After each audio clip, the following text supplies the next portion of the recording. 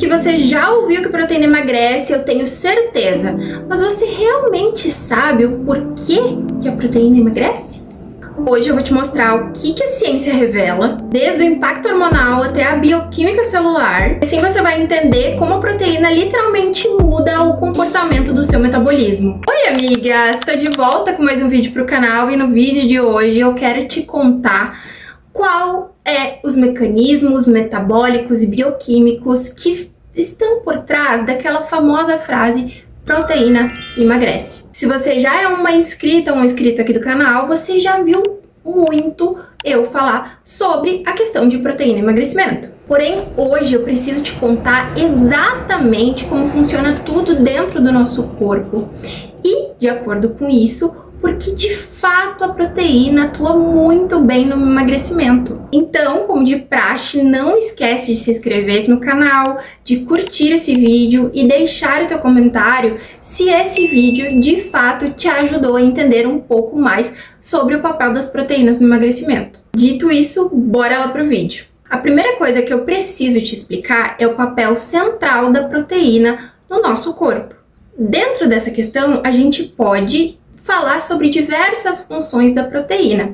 E a primeira delas que eu escolhi trazer aqui para vocês hoje é a proteína como matéria-prima estrutural. E um ponto importante que você precisa saber sobre as proteínas é que cada molécula de proteína é formada por 20 aminoácidos. Isso quer dizer que a junção de 20 aminoácidos forma uma molécula de proteína.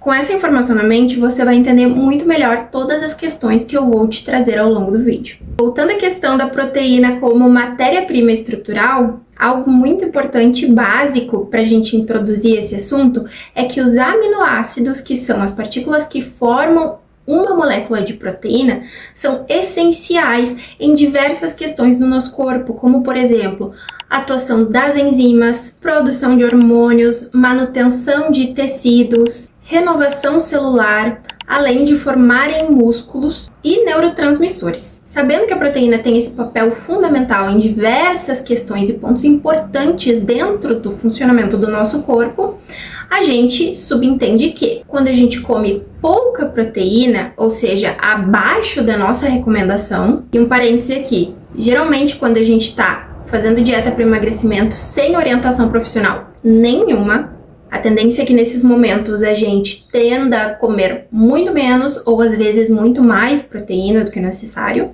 Porém, nos casos que as pessoas comem menos proteína do que o necessário, o corpo se sente ameaçado, principalmente quando a questão é a sua sobrevivência.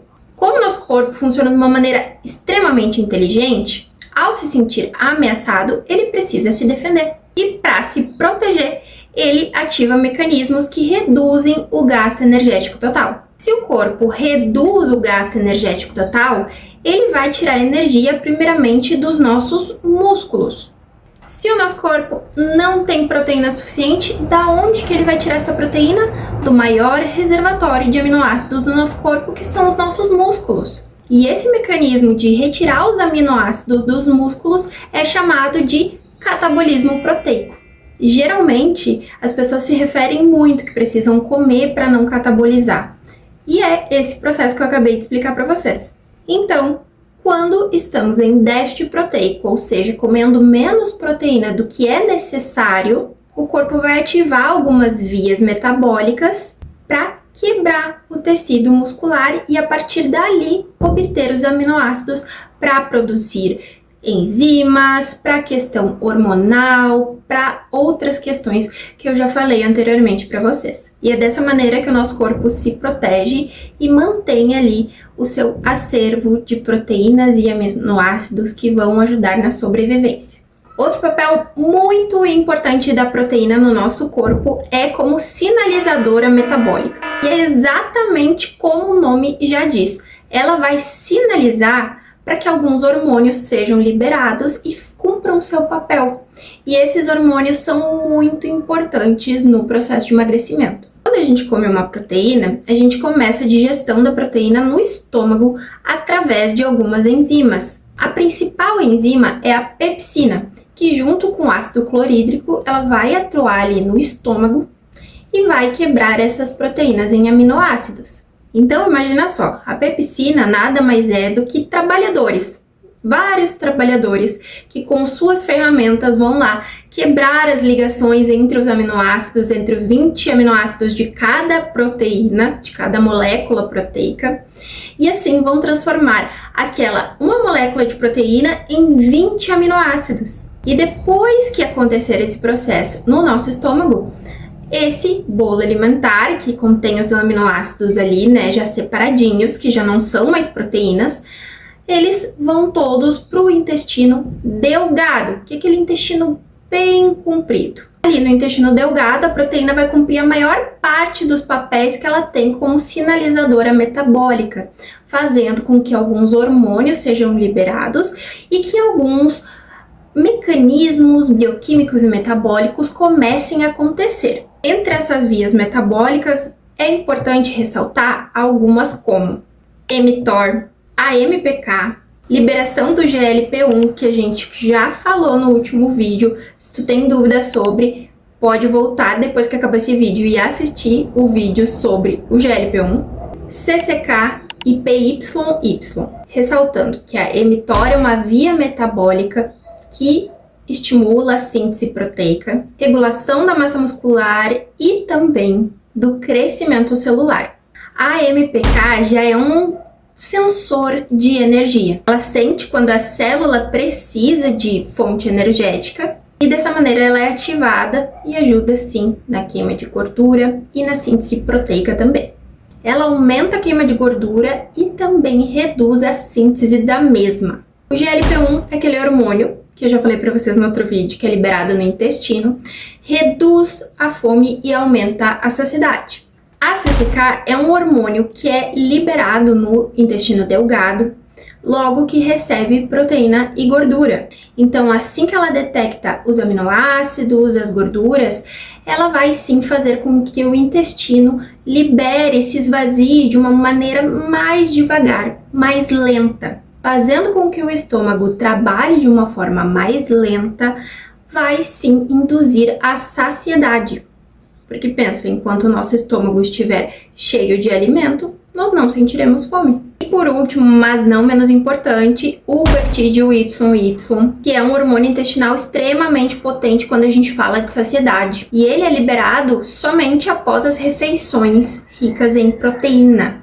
A função principal do PYY é reduzir o apetite e prolongar a sensação de plenitude. Agora que a gente já sabe as principais funções da proteína no nosso corpo, a gente precisa entender o que de fato a proteína faz no processo de emagrecimento. E para entender de fato o papel da proteína no processo de emagrecimento, a gente precisa entender que existe um processo de queima de energia, que é a termogênese induzida pela dieta. E essa termogênese induzida pela dieta nada mais é do que energia que o corpo gasta para poder digerir os macronutrientes e demais nutrientes provindos da dieta.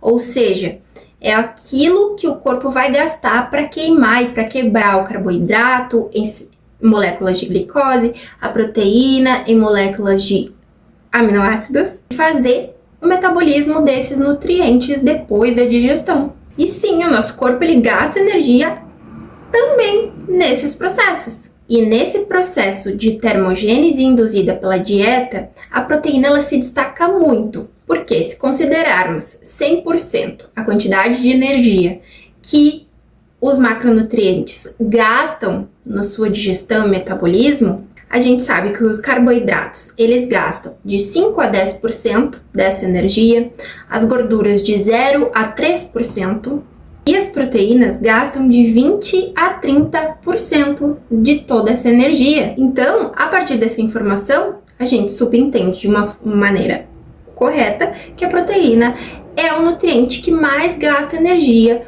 do corpo para poder fazer o seu processo de quebra, absorção, termogênese. Então, a partir dessa informação, a gente já entende que a proteína gasta muita energia para poder ser metabolizada e absorvida.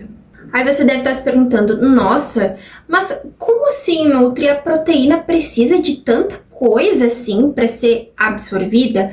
para ser metabolizada, do que ela precisa? O que envolve essa absorção? Primeira coisa, a digestão de proteína, ela precisa, numa primeira fase ali no estômago, de ácido clorídrico. Então o corpo ele precisa produzir esse ácido para poder atuar na digestão das proteínas, o que a gente pode imaginar que gasta muita energia.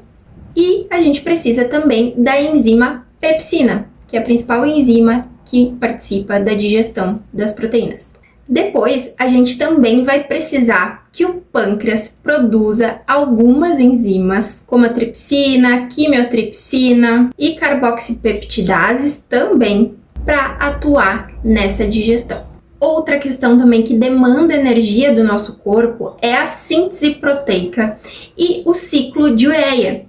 A síntese proteica nada mais é do que a criação de proteínas para diversos fatores e ações dentro do nosso corpo, até mesmo como composição muscular, de tecidos, que nem eu falei para vocês.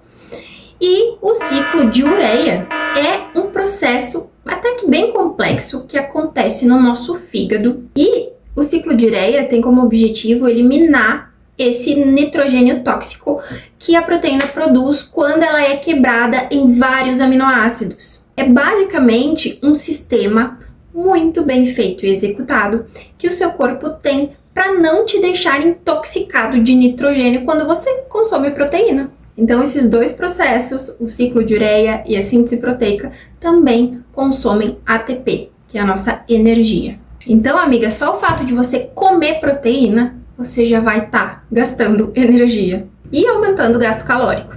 Outra questão muito importante na bioquímica do emagrecimento, além dessa termogênese induzida pela dieta, é o efeito hormonal que o consumo de proteína causa. E aqui nesse ponto é importante a gente recapitular todo aquele processo. A gente come proteína, ela chega no estômago, a pepsina junto com o ácido clorídrico vão quebrar essa proteína em diversos aminoácidos.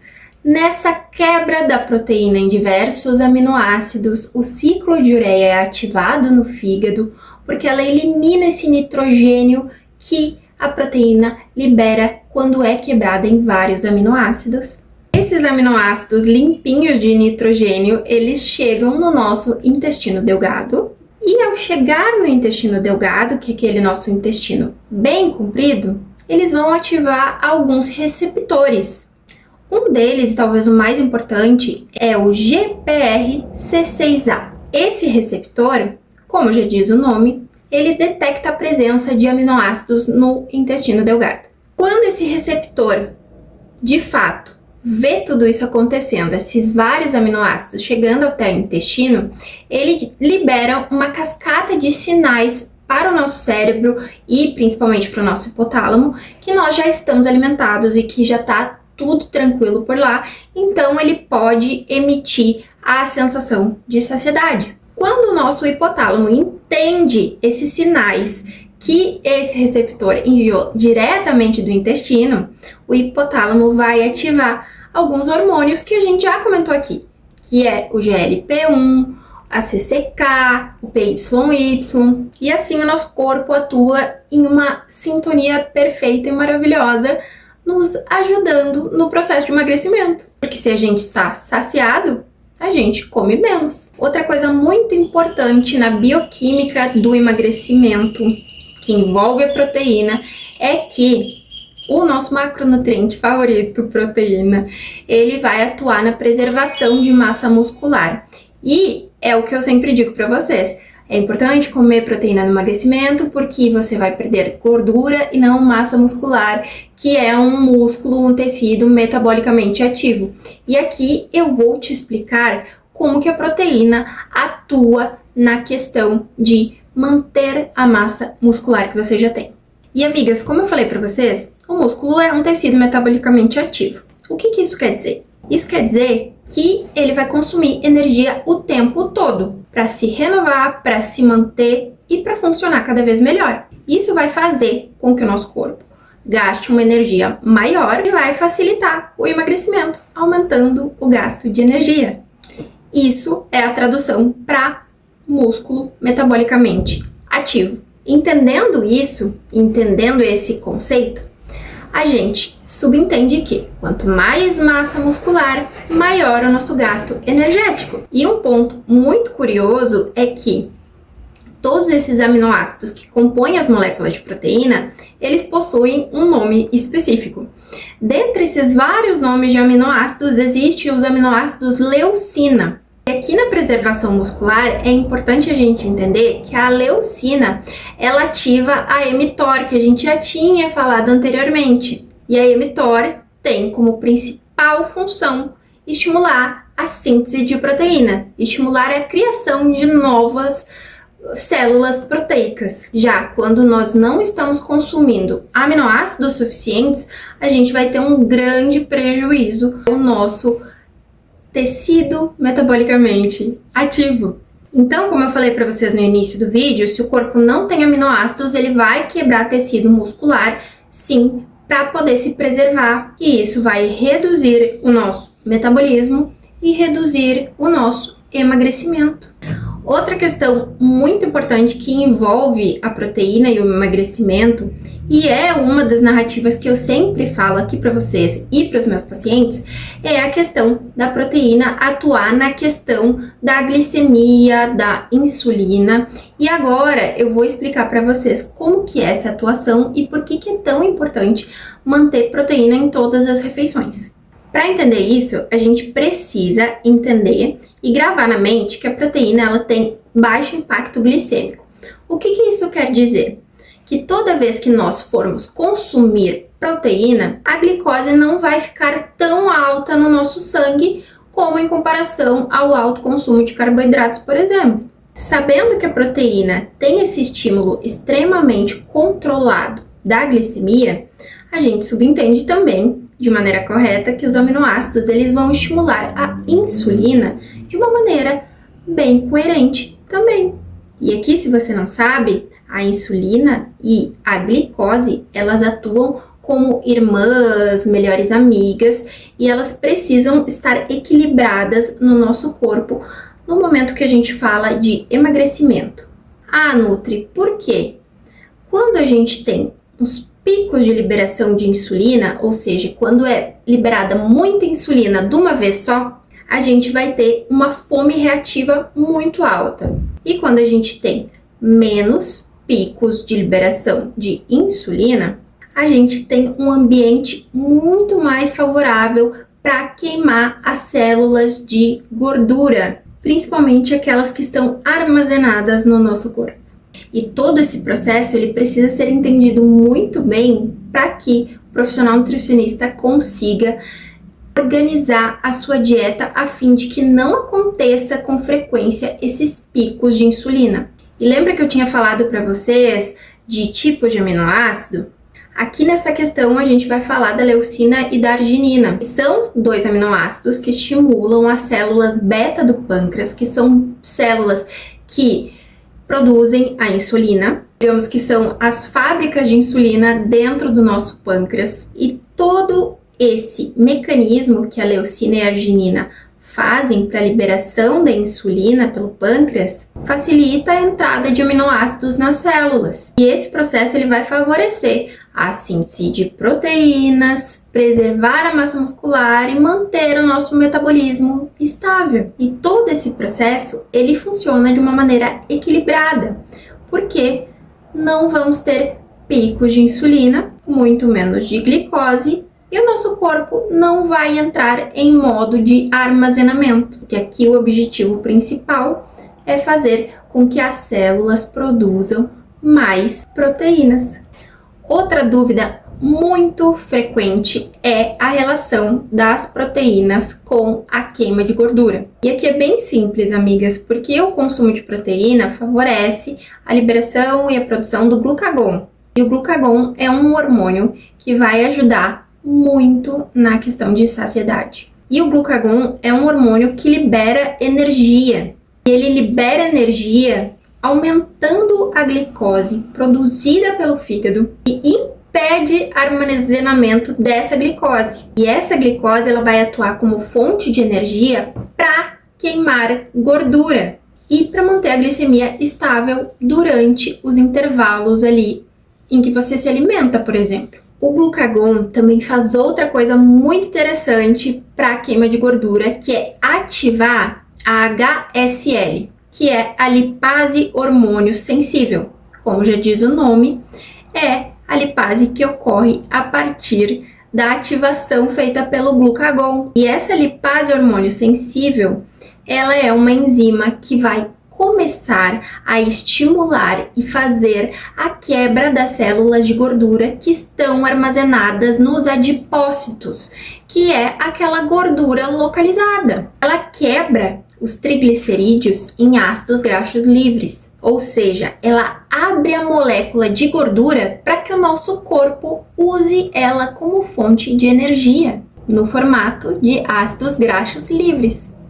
E amigas, agora que eu expliquei tudo isso, existem algumas dúvidas que devem estar pipocando aí na sua mente. Uma delas eu tenho certeza que é a quantidade de proteína que você deve ingerir.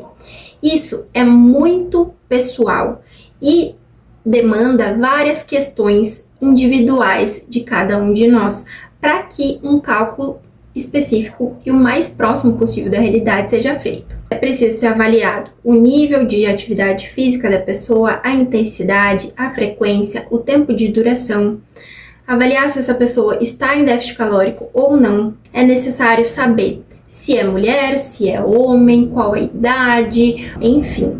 É algo bem específico de ser avaliado e prescrito. Lembrando, isso é sim uma atribuição do profissional nutricionista e tendo essa orientação você consegue chegar num valor de proteína diário de consumo adequado para favorecer todos esses mecanismos bioquímicos. Você deve estar se perguntando também, tá, Nutri, mas aonde que eu vou conseguir achar proteína para consumir? Nas fontes animais, a gente precisa considerar que as melhores fontes de proteína são as carnes, ovos, peixes e laticínios, como requeijão, leite, queijos e por aí vai. Já de origem vegetal, a gente vai achar bastante proteína nas leguminosas, no tofu, que é um produto / queijo que é feito a partir da fermentação da soja, e também nos grãos integrais combinados. E é importante ficar bem atento na questão de comer proteína somente no jantar, fazer refeições ricas em carboidratos à noite porque acha que vai ser uma refeição mais leve, como por exemplo, comer bolacha, água e sal com um leite desnatado que não tem uma quantidade significativa de proteína para aquele momento do dia. Aí você acha que é uma refeição leve, que tudo bem, vai ajudar no emagrecimento, mas a realidade é que é uma refeição que não vai ter proteína suficiente para poder ativar todos esses mecanismos, para poder atuar na bioquímica da coisa, favorecer o teu emagrecimento nas diversas áreas e questões principais e importantes. Comer muito pouco vai fazer com que, em decorrência disso, você vai ingerir pouca proteína também. E amigas, é muito importante entender que a proteína ela não é só um macronutriente, ela é um modulador metabólico. Ela aumenta o nosso gasto calórico, controla a nossa fome, preserva a massa muscular, favorece a queima de gordura localizada. E se você quer emagrecer de forma eficiente, estratégica, sustentável e cientificamente comprovada, a proteína precisa ser o ponto principal da sua estratégia. E você pode contar comigo para te ajudar nesse processo. Então, amigas, eu vou ficando por aqui. Eu espero que vocês tenham gostado do vídeo, que tenha sido clara, objetiva e que você tenha entendido todas as nuances e todas as questões que permeiam a proteína no processo de emagrecimento. Hoje eu vou ficando por aqui, mas essa semana tem mais vídeo aqui no canal, tá bom? Um super beijo, fiquem com Deus e até o próximo vídeo. Tchau!